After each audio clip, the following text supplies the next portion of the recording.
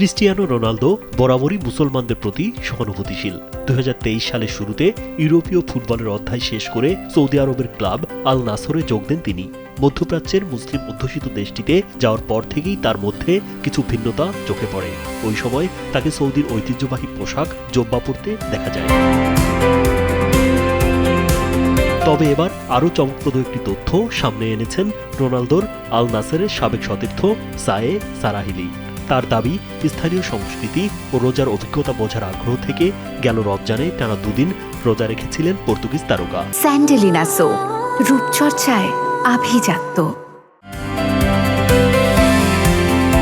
সম্প্রতি থামনিয়া স্পোর্টসের সঙ্গে আলাপকালে সারাহিলি সৌদি প্রো লিগে আরব ও বিদেশি খেলোয়াড়দের রমজানকালীন অভিজ্ঞতা নিয়ে কথা বলেন।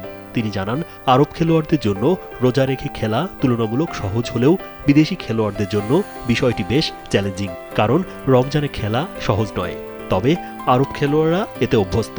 বিদেশি খেলোয়াড়দের জন্য খাবার, ঘুম ও দৈনন্দিন রুটিন ঠিক রাখা কঠিন হয়ে পড়ে।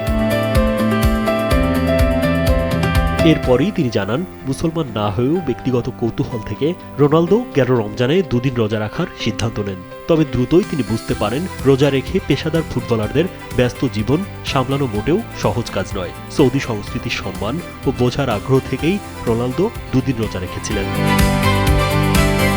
রাজীব বিশ্বাস, কালবেলা।